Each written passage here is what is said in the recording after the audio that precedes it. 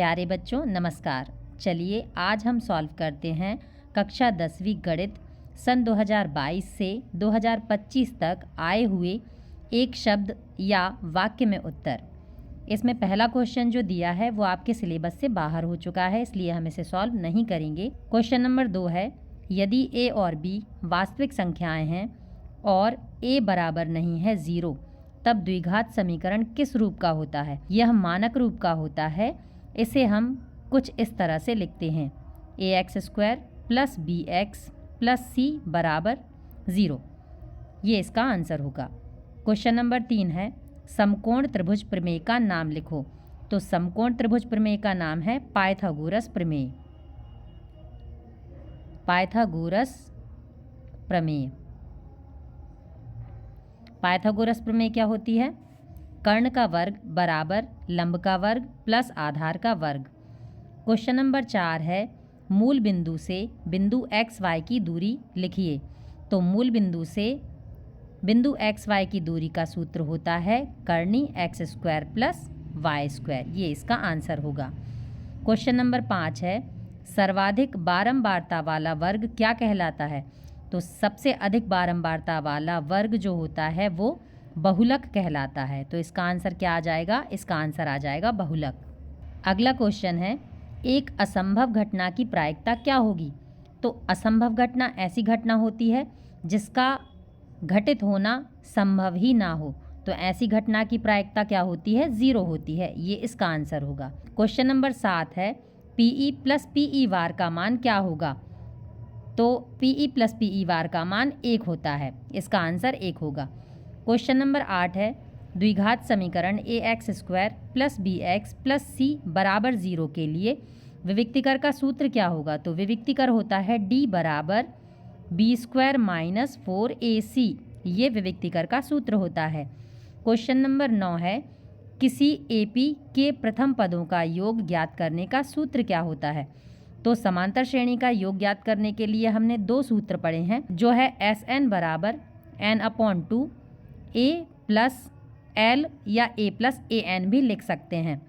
और दूसरा सूत्र जो हमने पढ़ा है वो है Sn बराबर n/2 2a + n-1 × d। इन दोनों सूत्र में से आप कोई सा भी एक सूत्र लिख सकते हैं जो आपको अच्छा लगता है। क्वेश्चन नंबर 10 है, उन्नयन कोण की परिभाषा लिखिए।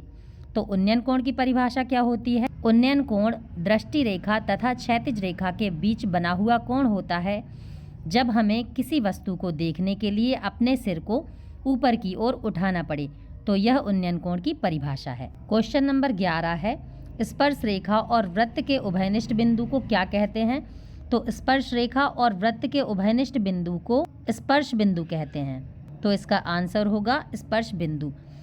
क्वेश्चन नंबर 12 है, पासे को एक बार फेंकने पर संख्या 8 प्राप्त करने की प्रायिकता क्या होगी? डाइस आपने देखा है जिससे सांप सीढ़ी खेलते हैं, उसमें 1 से 6 तक के नंबर होते हैं। पासे पर 8 संख्या होती ही नहीं है, अतः हम कह सकते हैं कि यह जो घटना है वो असंभव घटना है। तो असंभव घटना की प्रायिकता या एक पासे को उछालने पर 8 आने की प्रायिकता 0 होगी या 0 होगी। ये इसका आंसर है। क्वेश्चन नंबर 13 है, वर्ग 20-40 का वर्ग चिन्ह लिखिए। तो 20-40 का वर्ग चिन्ह का मतलब होता है इन दोनों को जोड़कर बटे में 2 कर देना या 2 से भाग दे देना।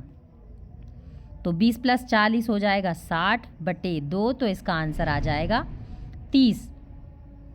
20 और 40 का मध्य बिंदु इसका वर्ग चिन्ह कहलाएगा। तो इसका आंसर होगा 30। क्वेश्चन नंबर 14 है, वृत्त की छेदक रेखा को परिभाषित कीजिए। तो छेदक रेखा क्या कहलाती है?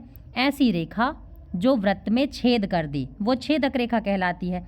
तो वृत्त की छेदक रेखा की परिभाषा होगी ऐसी रेखा जो वृत्त को 2 बिंदुओं पर प्रतिच्छेद कर देती है, छेदक रेखा कहलाती है। क्वेश्चन नंबर 15 है, द्विघात बहुपद ax² + bx + c के शून्यकों का गुणनफल का सूत्र लिखिए। तो गुणनफल मतलब अल्फ़ा × बीटा बराबर c/a होता है। और इसका एक सूत्र और है, मूलों का योगफल या शून्यकों का योगफल। तो वो होता है अल्फ़ा + बीटा बराबर -b/a। ये दोनों सूत्र आप बहुत अच्छे से याद करके जाएं क्योंकि ये बहुत आईएमपी हैं। क्वेश्चन नंबर 16 है, वृत्त के स्पर्श बिंदु की परिभाषा लिखिए। तो वृत्त के स्पर्श बिंदु की परिभाषा क्या है? वृत्त और स्पर्श रेखा का जो उभयनिष्ठ बिंदु होता है वो क्या कहलाता है? वो स्पर्श बिंदु कहलाता है। वृत्त के स्पर्श बिंदु की परिभाषा है, वृत्त तथा स्पर्श रेखा के उभयनिष्ठ बिंदु को वृत्त का स्पर्श बिंदु कहते हैं। ये इसका आंसर होगा। क्वेश्चन नंबर 17 है, एक वृत्त के वृत्तखंड के क्षेत्रफल का सूत्र लिखिए। तो वृत्तखंड होता क्या है, पहले हम ये समझ लें। वृत्त में त्रिज्याओं के द्वारा जो भाग बनाया जाता है वो त्रिज्यखंड होता है। इसमें हम एक जीवा खींच दें तो ये जो हिस्सा है ये वाला, ये वृत्तखंड कहलाता है। ये वृत्तखंड कहलाता है। वृत्त के वृत्तखंड के क्षेत्रफल का सूत्र होता है त्रिज्यखंड का क्षेत्रफल माइनस त्रिभुज OAB का क्षेत्रफल। क्वेश्चन नंबर 18 है, AP के nवा पद ज्ञात करने का सूत्र लिखिए। तो इसका सूत्र होता है AN बराबर A plus N-1 into D। ये इसका सूत्र होता है। अब है क्वेश्चन नंबर 19, आधारभूत समानुपातिकता प्रमेय का कथन लिखिए। तो आधारभूत समानुपातिकता प्रमेय का कथन है, यदि किसी त्रिभुज की एक भुजा के समांतर अन्य दो भुजाओं को भिन्न भिन्न बिंदुओं पर प्रतिच्छेद करने के लिए एक रेखा खींची जाए तो ये अन्य दो भुजाएं एक ही अनुपात में विभाजित हो जाती हैं। इसे हम थेल्स प्रमेय भी कहते हैं। तो आप सभी इस प्रमेय का कथन याद कर लीजिए। क्वेश्चन नंबर 20 है, द्विघात समीकरण का मानक रूप क्या होता है? तो द्विघात समीकरण का मानक रूप है ax² plus bx plus c बराबर 0। ये इसका आंसर होगा। क्वेश्चन नंबर 21 है, दो त्रिभुजों के समरूप होने की शर्तें लिखिए। तो दो त्रिभुजों के समरूप होने की शर्तें हैं, उनके संगत कोण बराबर होने चाहिए तथा उनकी संगत भुजाएं समानुपाती होनी चाहिए। ये दोनों कंडीशन भी बहुत आईएमपी हैं, आप इनको अच्छे से याद कर लें। क्वेश्चन नंबर 22 है, मूल बिंदु से बिंदु x1 y1 की दूरी लिखिए।